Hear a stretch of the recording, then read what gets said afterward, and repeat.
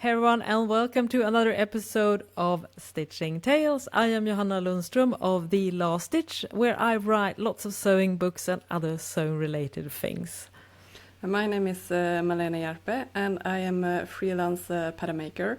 And this is take 2 of this. We are trying to record a podcast. Yes. Things are not going our way.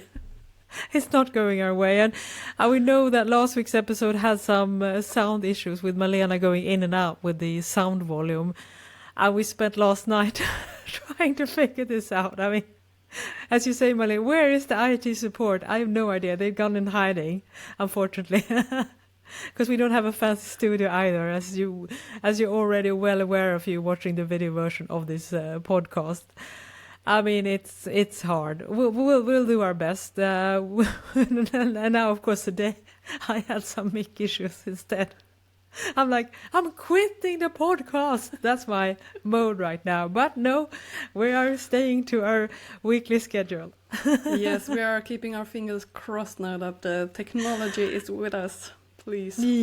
Yes, I cannot take any more. So an apologies in advance if we do end up something, since the IT support is nowhere to be found and we don't have an audio technician either. All right then, yeah.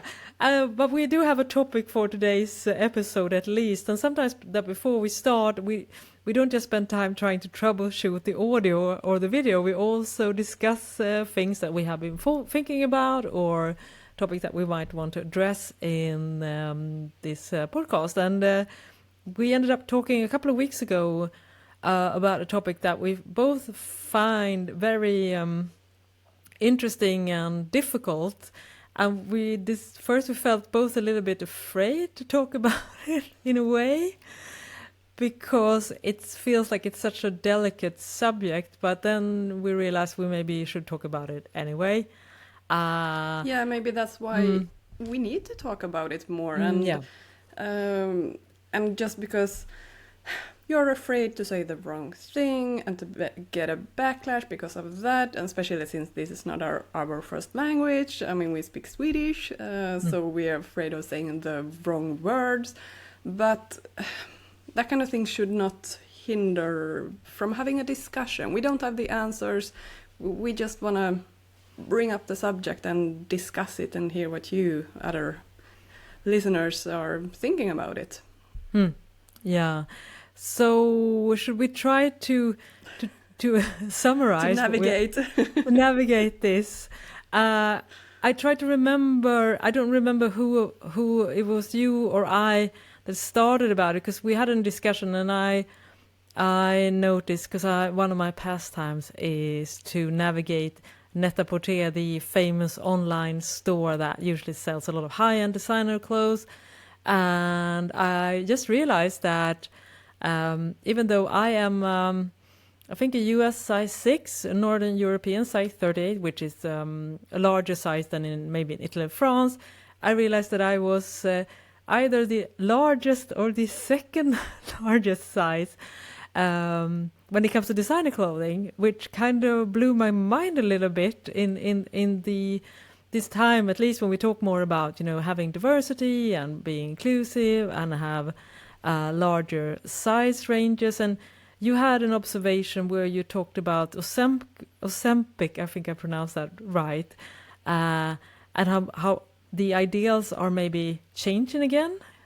Yeah, so I mean, obviously we are talking about body image, and this could be a really sensitive thing when we are sewing our own clothes, since it has to do so much with sizes and fitting clothes to your body, and maybe you're struggling to find clothes that fit you. And I think the last years has been such a great discussion where inclusivity and the size range has been discussed and things have been improved. And now we are all of a sudden seeing, like, the general, we are going back a little bit to the, in the 90s it was called heroin chic, Kate Moss, super thin models, like really small sizes on the catwalk. And now, are we seeing Ozempic chic now among the celebrities, like where already people with small sizes take medicine and then like, you know, become really like unhealthy, like yeah, it looks like a really unhealthy body image. So it's like, what is going on? Did we forget about this size inclusivity also in the catwalks? And what happened? Was it just talk? Was it just a trend? What haven't we come further, you know? We're both feeling a little bit like, this is not sitting right with us. What is happening? Exactly, yeah, because as we all know that there has been a big debate, I mean, in the sewing community, of course, and in the society in general, about offering a wider range of models, for instance, and having a larger size range, which has more expansion for different body types. And you could also see that on the runway for some years, that there were more diversity when it comes to models, both when it comes to age and gender and ethnicity and also body types. But I did notice, and I also saw this confirmed, that in the last few years there's not that many models. We're talking about catwalks, like high fashion.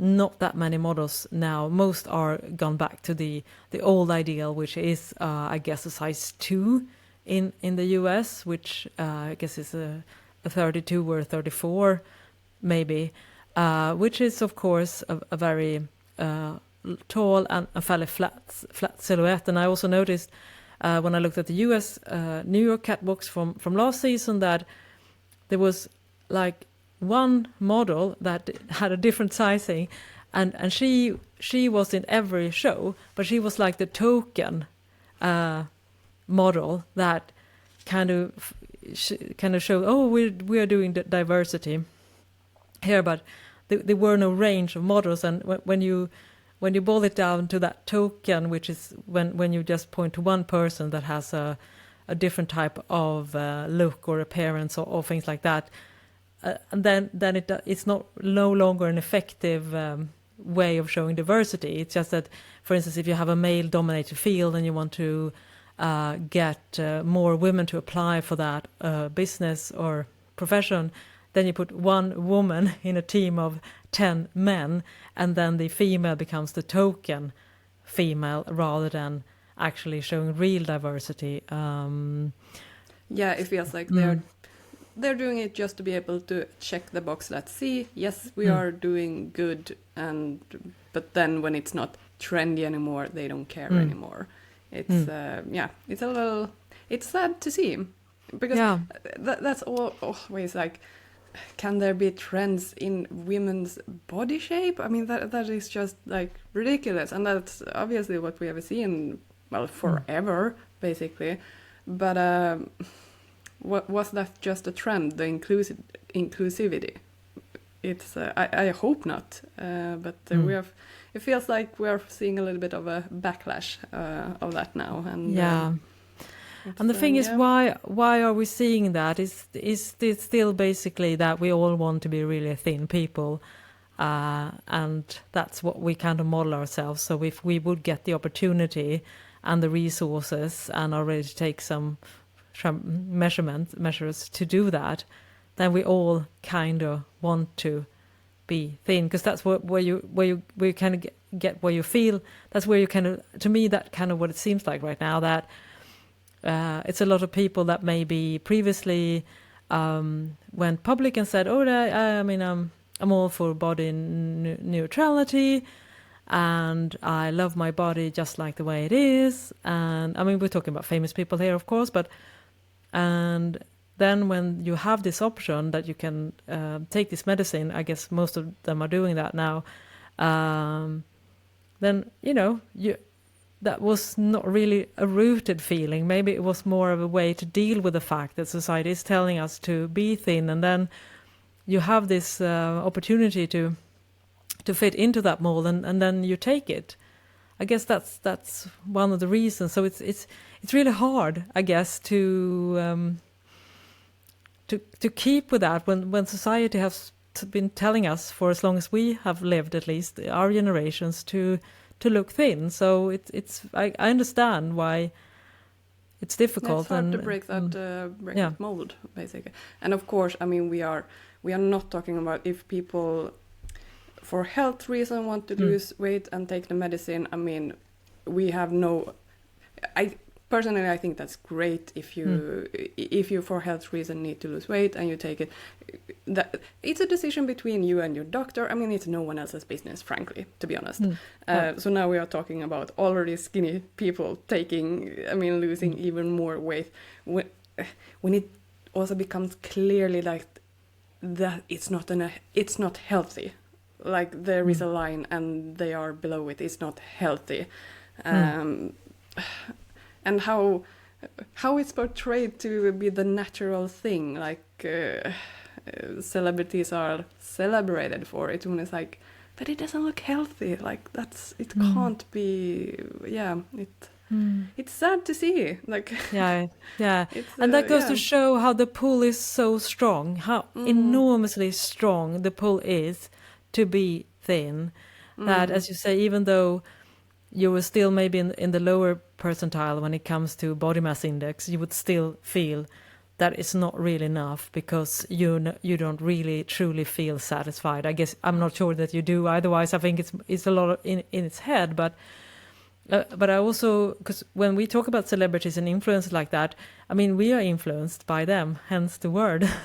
And that means that when we look around and we see that people that are already have a relatively low body mass index are doing things to become even thinner, then that to me signals that, it's still not okay to have a little bit of extra weight on your body or even just normal weight. You have to be thin in order to be a complete person and beautiful. And I think that's something, and I guess to me that shows that this is so very rooted in our society, and so it's very difficult if something changes for a few years and we talk more about body positivity or body neutrality or body acceptance, that at the end of the day that movement is unfortunately maybe not as strong as the kind of overarching values on how we should look or are expected to look like. Yeah, and I think that that can be changed again. I mean, I think it's important to remind that we need to keep talking about it and how important it is, because it is fragile. Apparently, we go back to that norm so easily, quickly. So yeah, I think we need to stay on the right track, so to say. What I consider the right track, to be more inclusive and be more. To not care, to be honest, so much. Yeah. Like, it is what it is. It is what it is. Yeah. But also, and that's what I want to talk about this, because I definitely want to talk about my own my own self and this. And as a person, I mean, I've been posing online for about 20 years now, wearing clothes and trying to inspire other and influence people to buy sewing patterns and all the things. So I'll definitely say that I am a low-level sewing influencer, and I totally feel the pressure. I feel the pressure both from shifting body, and I also feel the pressure from the fact that I've aged. I mean, I started when I was in my early 30s, and now I am in my almost mid-50s. And I wish I could say that I don't care about those stuff, but I do. And because I think we all want to appear in a good light. I mean, literally, because everything looks better in good lighting. and that's so tricky, because how can I point finger at someone else when I, for instance, can sometimes hold in my stomach when I'm posing for certain pictures? I mean, I feel like I am also part of who we are. I mean, a lot of us, not just me, but in keeping up those standards, that we don't feel 100% comfortable in every angle and embracing all the things that, we feel maybe deviate from the way we want to look. And I just want to say that I am I'm not one of those persons who will ever say, I don't care how I look. Because I do care. I care quite a lot. And I would say I'm a pretty vain person. I mean, I like to look good. And I like to keep in shape. And I like to, that when I post pictures of my garments on Instagram or on my in my store for garment, I want to look good, and I want the clothes to fit good on me. So it's tricky. Yeah, I mean, I don't think a lot of people are immune to this, unfortunately. And also the aspect that, well, we do run a business, we rely on selling things for an income. So obviously every single picture that we post or video or whatever, there we want it to be at a certain level, of course, because we want it to be selling, to be honest. So yeah, I totally understand that. And one of the reasons also why I post so not often on Instagram is I don't have like good enough pictures, and I'm fine with I'm pretty-ish neutral to the way I look in real life, but then when it comes to pictures or videos, you become so self-aware and so critical, and I mean, modeling and being a photographer, that's a specific, how do you say, not brand, Skill. Job, skill, yes. Job, skill. Exactly. Yeah. I'm not so good in those areas, so the pictures, the result is not that great, so I'm not really happy with it. I don't then want to post it. So yeah, I do struggle with that as well. And it's tricky when we rely on such a visual thing when we want to promote our products, that we need pictures, basically, and what to do when we don't have them then. It's I hear you, and I have my struggles as well. Yeah, it is difficult, and I guess that's why it's good to talk about this, because I never felt. I mean, also, I should say that both you and I, we are, I guess, in the lower third of the size range. So that also means that I can understand why someone would feel like, but you are the norm. Your bodies are part of the norm, and I would say that both you and I, would, if you look at it from a larger perspective, and I'm very much aware of that, but I Yeah. still find it hard to to not have a critical eye on the way things look and the way others might perceive how my body looks. For instance, in my case, I have a rounded tummy, and I always had a rounded tummy, and of course, since I'm getting older, my tummy is getting rounder and rounder. I mean, that makes sense, and that's why one of the reasons why I sew so much myself, because I have a massive, even though as I say, I'm probably in the lower third of the size range in most countries.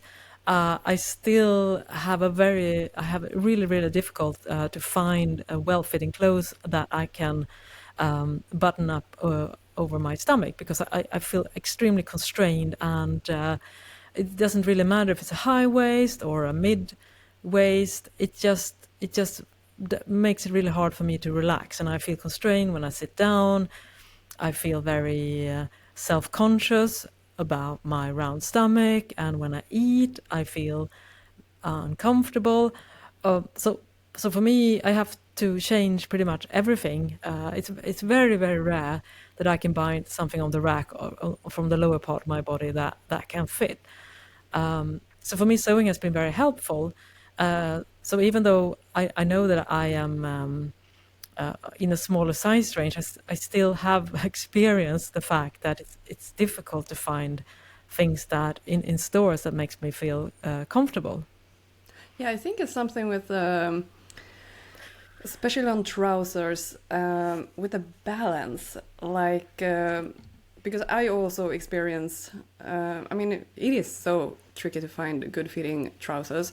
Usually it's gaping in the back waist. For me, I'm a little bit of a sway back, like sway back posture. So it like gaping in the back waist, but then on the front waist, it is pushing in to my tummy, not feeling comfortable. So it's like, there's a balance, a shift there yeah, it's the pattern making. I would have, yeah. I mean, I'm always, when I'm trying clothes, like trying to problem solve, like how I would try to adjust the pattern to make it feel better. And this is also like from an industry point of view. We have our standardized sizes where we try to, and we have our fitting dummies with neutral posture, and clothing brands, they usually try to fit as many as possible, as good as possible. I mean, nobody actively tried to have bad fitting clothes, obviously, because that doesn't sell. But so we try to make it as good as possible to as many as possible. But that means compromising, because obviously in the world there is not one specific body type. It varies. So it can be, if you have a different type of body compared to what the industry says, yeah, you will have trickier to find clothes. It would be so interesting to see and hear in the future if there would be more specialized brands who like focuses only on petite bodies or tall bodies or this posture body, or like more niched type of fittings. So if you have that posture, you know, those clothes fit well. But I understand that then as a business owner, then your customer would be more targeted. These specific bodies will have great fitting, but the others not. So are you going to dare to be that specific? Will those customers find you then? That's the tricky part. So, and nobody's really daring to do that. No. So yeah, for pattern making and PDF patterns, the risk is lower, obviously, because you don't have to produce that much. And I think that's a great... First of all, in general, the home sewing community, I think, is fabulous when it comes to body positivity, neutrality, like sharing and being, how do you say, accepting of that, yeah, everybody is looking different. That's part of why we actually sew. So it's like the acceptance is so much bigger and better, I think, in the sewing community. And yeah, we see there are a couple of, I don't know off the top of my head now, but I've seen that there are brands who like focus on like they can have the same design but with different size ranges. And I think that is fabulous. Then you might actually find your specific body type and it's easier for you and you have to do less fitting adjustments. So I do think we work in an area, the greater area. Yeah, I think so too, as you say, because the problem with these big brands, and to bring back the observation I did about the high fashion brands over at Net-a-Porter, is that it's an issue of scale.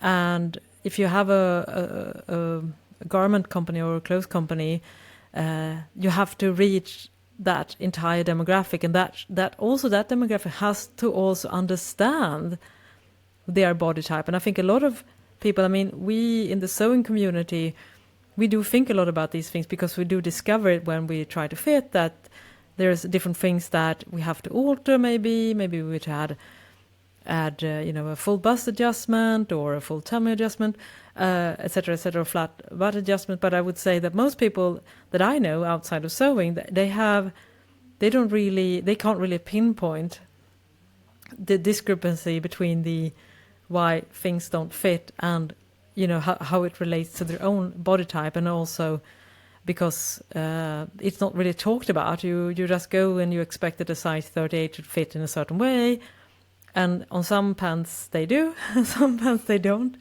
and then you just, okay, then I buy those, for instance. So I guess that's also, I can very much understand that when you look at it realistically, the market for a specific body type, if you would start a clothing brand, on paper sounds fantastic.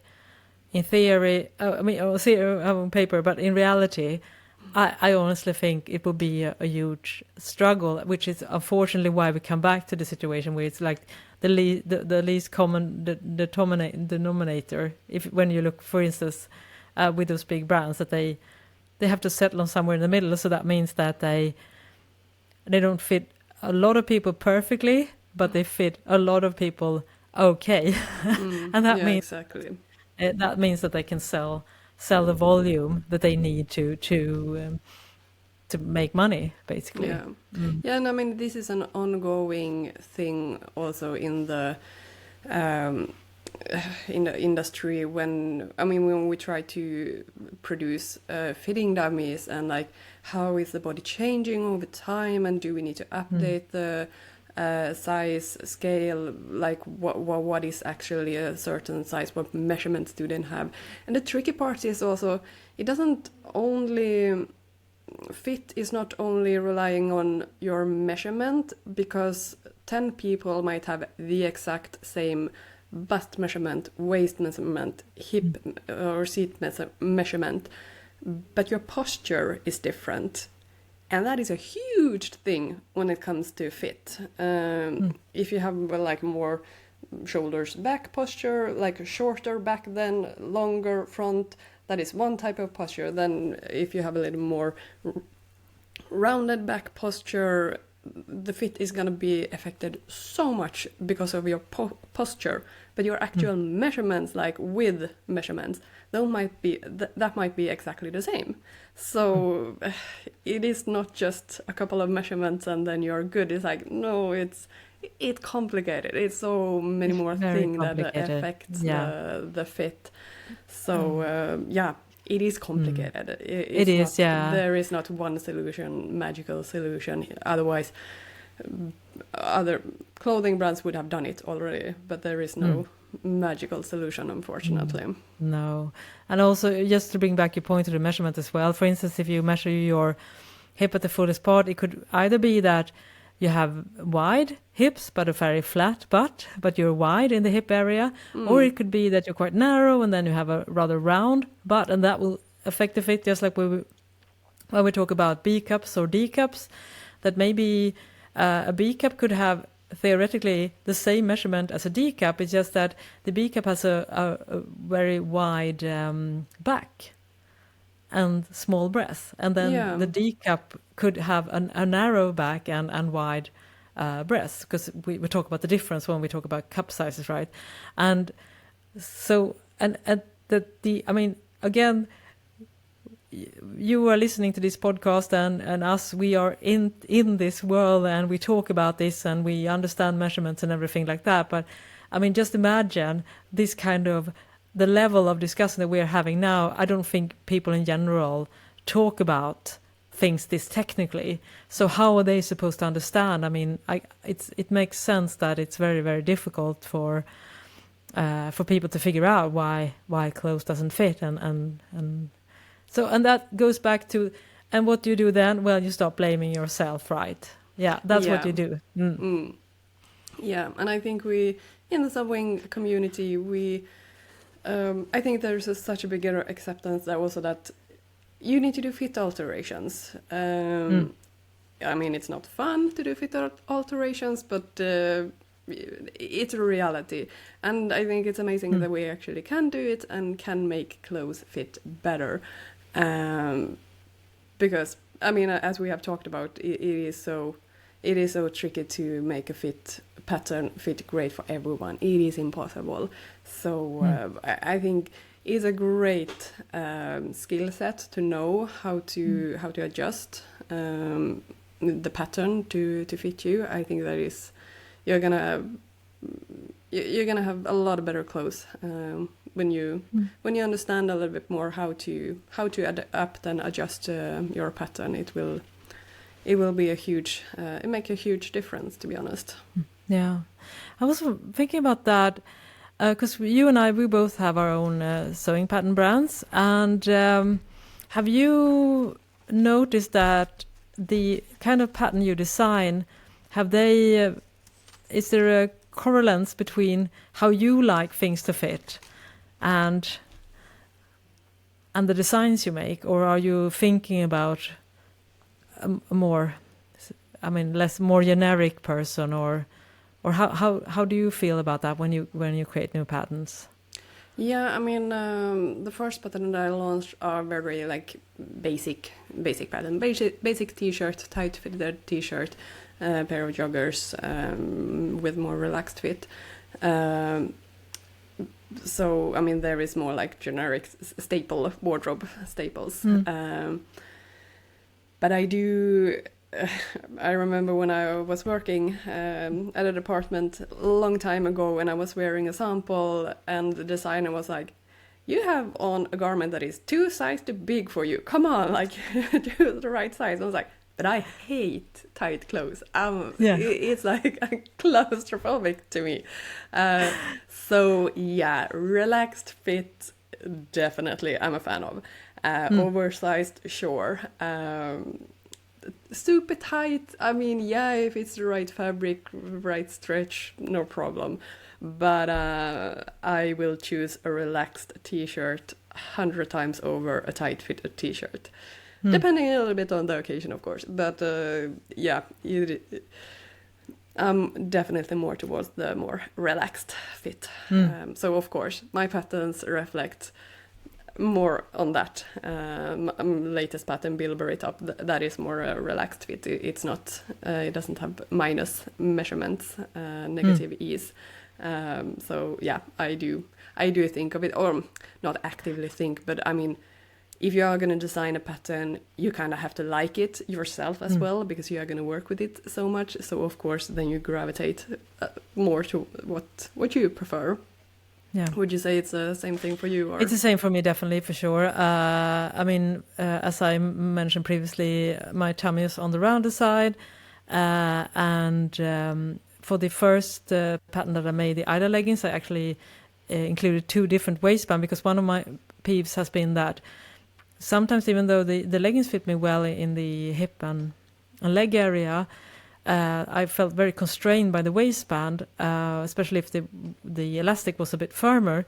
So I have 2 options. So you can have either the regular waistband or the round tummy waistband, which I do myself, because that ensures that it won't hug into your body. And all the garment patterns that I've made, I mean, I have made a cardigan and a top, and they both have a good amount of ease around the tummy area. I do like fitted clothes, but I don't like them to be skin tight. Or and also my first trouser pattern, the Vide pants, they are elastic waist. Go figure. and that's, yeah. So I definitely design for myself, and as you say, I mean, we are doing. You want to do things that you feel passionate about, and obviously we are also wearing the things that we make ourselves, so it has to feel in line with what we are comfortable with. And of course we also model our own makes, which again would be super weird for me if I would do something that was perhaps for a person that had a more flat, narrow upper body, because that would be very alien to me. I mean, I'm a small brand. I'm not H&M. I don't work in scale. So for me, it has to be that. So I guess that's good to know. Now, if you're listening, you wonder what kind of what we are doing with our own sewing patterns. We are clearly having a point of view in that sense, both you and I, that we kind of fetch from what we feel like wearing and what we feel are comfortable in. And for me, I rather wear a belt. For instance, when I make my trousers or jeans, I always make the waistband a little bit wider, because I, like a lot of women, my measurements expand and shrink during the hormone cycle as well. And I want to make sure that at no day of the month, I cannot wear the pants because they are hugging into my body. So I prefer to add a bit more ease, and then I usually use a belt for everything. So I put a belt loop on all my waistbands, because that again gives me the freedom of not feeling self-conscious about the fact that I have I mean, I'm not the same every day. I have to have something. I have to have clothes that allows me to not have to think about the fact that my body is changing, and I don't want to be reminded of that. So I do say that I have, in general, more ease around the waist area than the standard sizing, I think, for most in terms of like clothing brands, for instance. Yeah, there's more space in general. Yeah, and actually, when we started talking about this a couple of weeks ago, I made a list of things so I would remember them a little bit, like what to choose and what to avoid when it comes to fitting, if you have a certain body type or posture or whatever, and this is not like if you are a certain age, avoid this, like absolutely not, or what society will consider you flattering, like absolutely not. This is a little guidance of how to avoid drag lines. Those as a pattern maker, those are the enemy, the drag lines. Enemy number one. Exactly. How to also, avoid them. Get our book Fit for Knits, where we talk all about drag lines and how to get rid of them. We had a lot of issues to talk about there. Yeah. No. It's very heavy on the drag lines. Yeah. But the thing, like, when you try to fit a garment to you, I mean, your body has a 3D shape, the pattern has a 2D shape, like it is flat. So you manipulate the fabric with darts, with seams to make it shaped. Or stretch, if you have a knitted fabric, you stretch will help a lot, obviously, with the fitting. But even with stretch, I mean, there will be drag lines. It's more accepted on a t-shirt, for example, to have drag lines around the bust area. But you can still avoid them if you, with some pattern making skills. So one thing, for example, if you have straight shoulders or very broad shoulders, I mean, imagine then how big of a 3D shape your shoulder is. And then a raglan sleeve that is flat, basically, across the shoulder. I mean, the raglan seam at front armhole and back armhole, there is no shape in the shoulder if you have like a t-shirt pattern, for example. So there will be a lot of drag lines then if you choose a raglan and if you have broad, straight shoulders. You can help to improve the fit. Usually on woven, they never have like just a straight raglan. They usually, I mean, if it's oversized, fine, but they usually have a dart on the shoulder, which helps a lot. Or they can actually have a seam at the outer shoulder, so the sleeve is in two parts, and then you can actually have shape for the shoulder, both width and length. So a seam or a dart will help a lot to avoid those drag lines. Now, you obviously can't go overboard with the fitting, so it looks perfect when it is when you are wearing it, when you're wearing your arms down. Because then when you move up your arm, reach out, I mean, the whole garment is gonna lift up. So, I mean, there is a happy golden in between middle point when it's like, yeah, most drag lines have disappeared, but you are still able to move your arms. So don't go overboard with the with the drag line, avoiding the drag lines. Some you have to accept. Yeah. Some will make it easier to move. Yeah. You should not just look when you stand still in the mirror or someone takes a photo of you. That is not the measurement of good fit. Good fit is how it actually feels when you're wearing it too. Yeah, and raglan sleeve is very common in active wear because it allows you to move your arms very easily up and down. Because of the movement, basically. So there is a point also, but then it is not as. There are drag lines when you have your arms down. It's just you have to accept it, unfortunately. One other thing is to think about if you have like what they typically say, like an hourglass shape, like you have a smaller waist, wider hip, like a big difference in the measurements. Then you should avoid having trousers, leggings with no side seam, because then basically all your shape will be in the front and back rise seam. And that usually is not enough, especially on woven fabrics. I've seen some patterns that have like a more straight-legged, then it's like you get away a little bit more with it. But if you have big difference in waist and hip measurement, you need that side seam to be able to give you shape, and you'll probably also need dart, a back dart, front dart on woven trousers. So look out for that, I would say. If you want to have no side seam, then maybe you can add a side dart instead. Like you can remove extra width in that way. But just like there's so much shape that goes into your body, and then if you have a completely flat pattern, it's not gonna... The shape is... You need to spread out the shape as well on the pattern.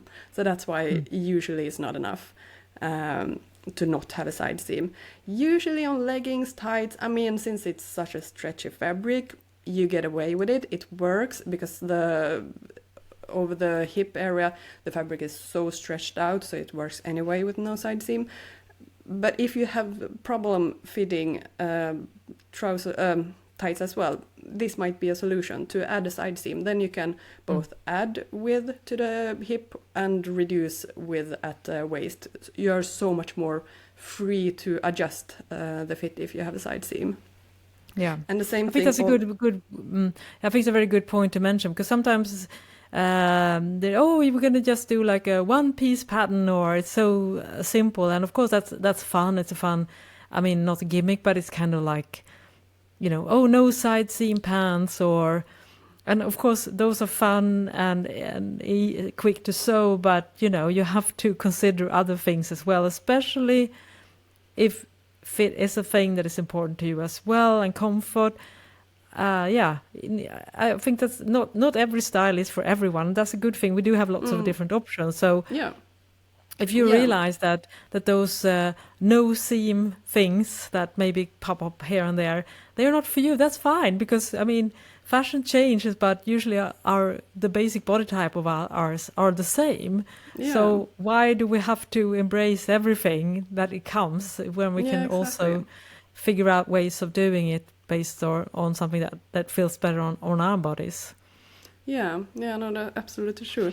And also if you have the more seams you have, the more places you have to add and remove shape, and the more 3D body you have, the more seams you kind of want to have as well. So you can actually manipulate the fabric to have a more 3D shape. So it goes a little bit hand in hand there.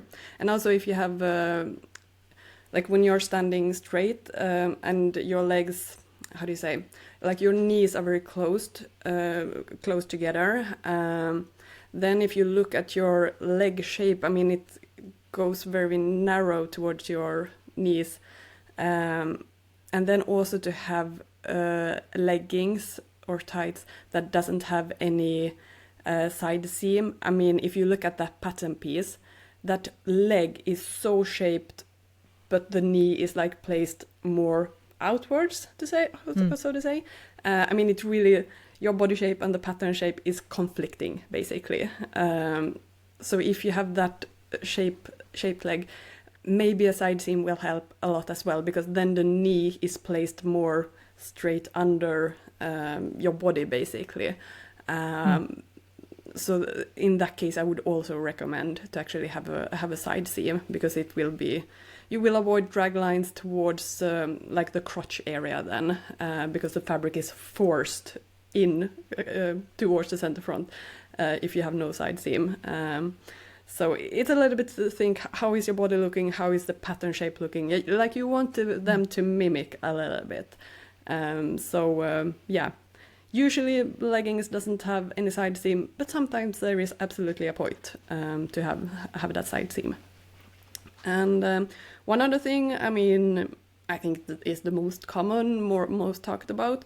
If you have a fuller bust, a bigger cup size, you need a dart, or you need a seam, or you need something to add width and length to your fuller bust.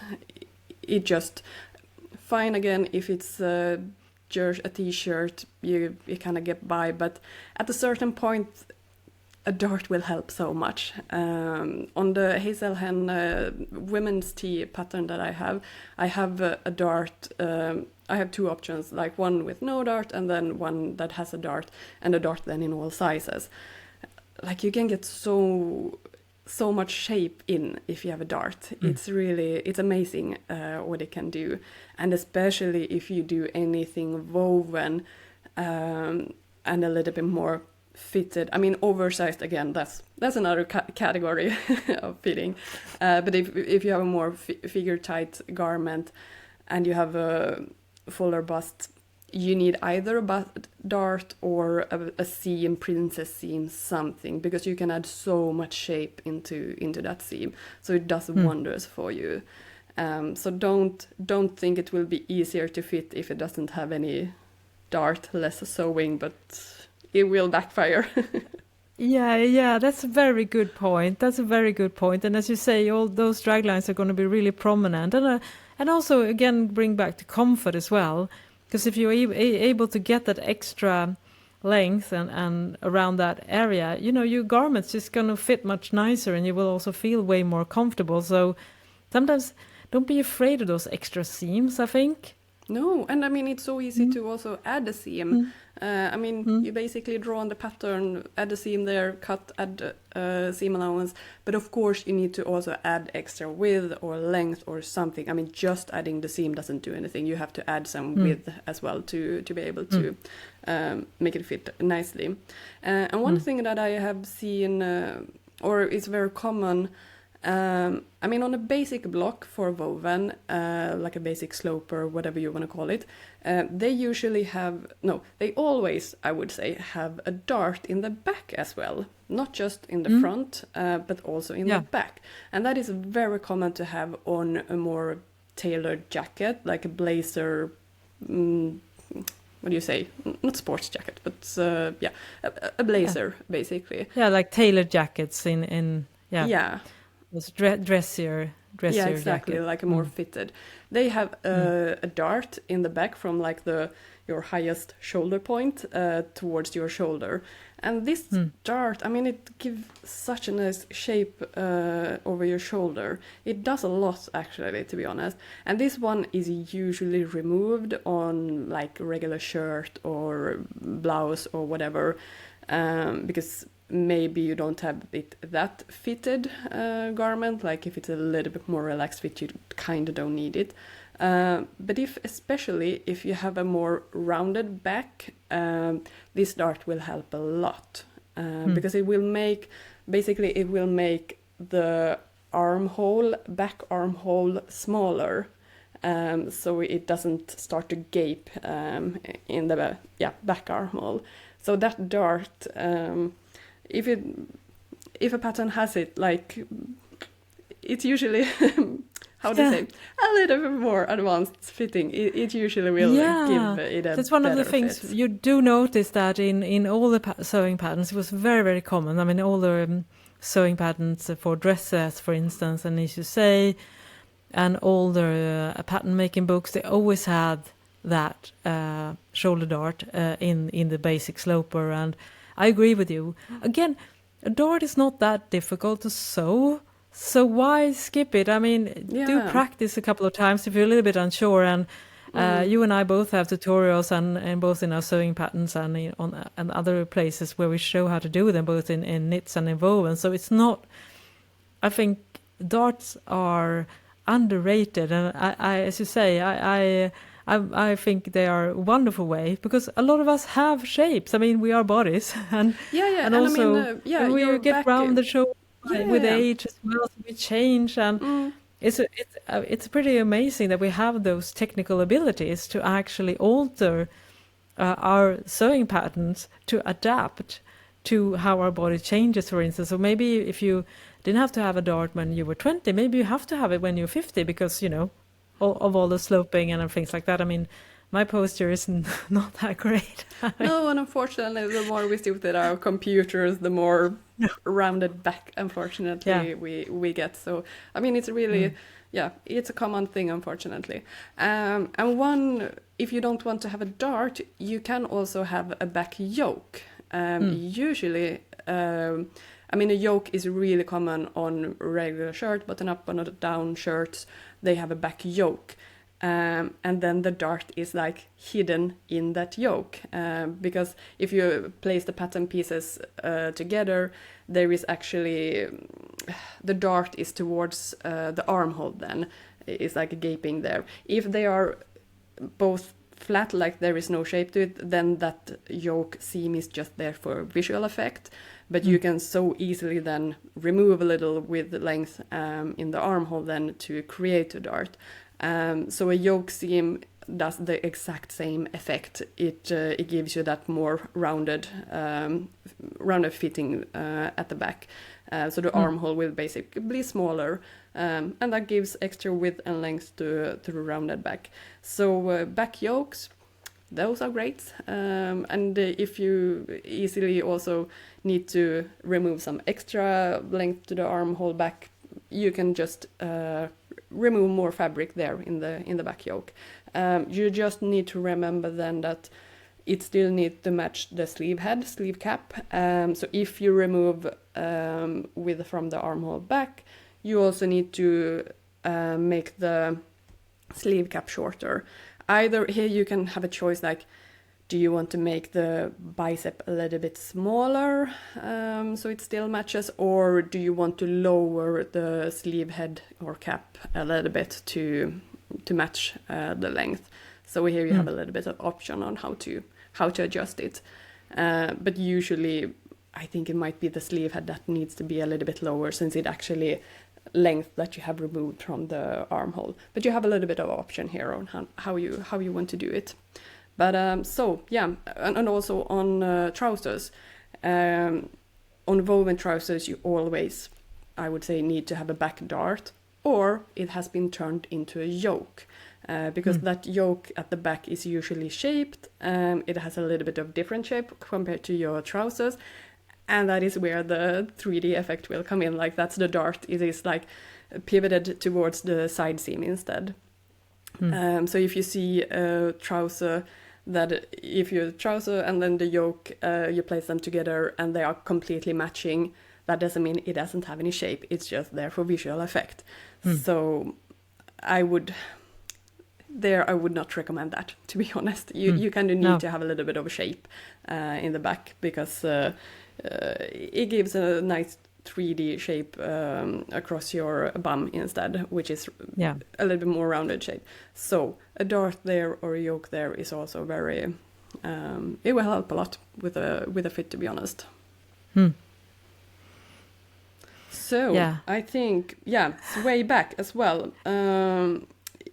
There, especially, avoid no darts, because then you have extra shape that you want to accommodate for. So their yoke is especially good, or if you want to add an extra dart as well. I mean, some trousers have 2 darts even in the back. That will help a lot as well. But like the conclusion, to summarize, the more 3D shaped your body is, the more 3D shape your pattern also will need to be able to match it. And you can get that with either darts or seam that actually has shape into them. So those are a little bit what to look for, what to avoid, just to avoid the drag lines. Yeah, very, very good. Thank you, Malena. That was so great. Because I think, and also you could also apply this to ready to wear, because when you are wearing, especially when there are trends, for instance, to bring back the point that we talked about in the beginning, that when you go to a lot of stores, there are online sites, and the models, I mean, I would say still, and also going back to that, a lot of the models are quite flat. I mean, because it's a safe way to ensure that the clothes will look fine when you put them on the model, because no sample is done exactly for that specific model. So every time you have a model that deviates a little bit or has, as you say, more 3D shape, then there's a bigger risk that whatever the garment won't look as spotless straight on. But that's also one of the explanations, I think, why the difference is that why it looks so different on that rather relatively flat model and compared to what a lot of us have, more of a 3D shape. And it's quite difficult to find those type of garments in the in stores as well, because those changes are so specific that it's much easier to do them correctly if we're doing a one-offs like we are doing in the sewing community. So no wonder that even though they have shaping seams, maybe they're not shaped the way it should be. For instance, in my case also, I have I'm relatively short. I'm 160 centimeters, which is about 5 feet 3 inches, and that means that if I go to a store and get a dress that is has some shaping, so it's more narrow in the waist and maybe darts or princess seam, that means that because my waist sits up higher, that the most narrow part of the dress will end up on my fullest part, i.e. my tummy, which means that for the longest time I didn't realize that, because that's what I went back to when I was younger, because I felt super because this is supposed to be my size, and I cannot button the shirt over my tummy, so that made me think that my tummy was even bigger, because apparently I didn't understand that the fact that, I should have measured it, that it was too narrow because the waist hit too low. Yeah, and that's why we talk about this in our Fit for Knit books, that why it's important to start with if you want to do a tall or petite adjustment, so you actually get the width in the correct place, because the waist width might have been fine on you if it was placed in your correct waist, but no, now it was placed too low. So yeah, that's why it's important to start with getting the heights correctly, to then you can start to adjust the widths. Yeah, it's very important. So this is such a big topic, and we could definitely go more into it, and we would love to hear you are listening as well and watching this episode, what your thoughts about this, because it's definitely a tricky subject to navigate. And how do you feel that your body is represented in the industry? And also I'm really curious to hear that if sewing has been helpful for you to understand all the things that we talked about today and the individuality of our bodies, because I feel for me it's been extremely helpful as someone who has not a standard body in some regards. So sewing has been extremely helpful for me to understand why things don't fit. So you can drop us a comment either on Stitching Tales Pod on Instagram or our YouTube channel, Stitching Tales Pod. We'd love to hear from you. I would love to hear people's fit journey, to be honest. Like when you started sewing, did you just sew it straight according to the pattern? When did you start to change and do fit adjustments? Did you how was your fit journey, basically? I will be so interested to hear that. Yeah. So drop us a line and we keep this conversation going, and we'd love to address it further. I think there are lots more angles to this topic, and I hope that we manage to approach it in a understanding and sensitive way. And of course, again, apologize if you used the wrong words, because we're a little bit nervous about that, as you say initially, Malena. We are Swedish speakers, and English is not a native language, and the more we get aware, the more our language changes in order to better reflect what we are talking about. So we want to say that again, that we're definitely aware that it's sometimes difficult to use the right words. Yeah, absolutely. And I mean, we don't, and also like we come from a point of view to how to fit the garments properly to your body. We don't judge anybody. Like nobody is better, worse, nothing. Body, it just is what it is. We just talk about how to fit the clothes to your unique body. So everyone it is what it is. Everyone should be acceptance of accepting of their own. Yeah, definitely. And we also, I would say also, we understand if it's really hard, because I was just want to say that, you know, society tells us not to accept ourselves. So sometimes it's a bit tricky, even though we know we should. Absolutely. So yeah, it's, I just want to say that as well. Yeah, all right. Well, thank you so much for listening. And I am Johanna Lundström. And I am Malena and Hjerpe. Bye bye.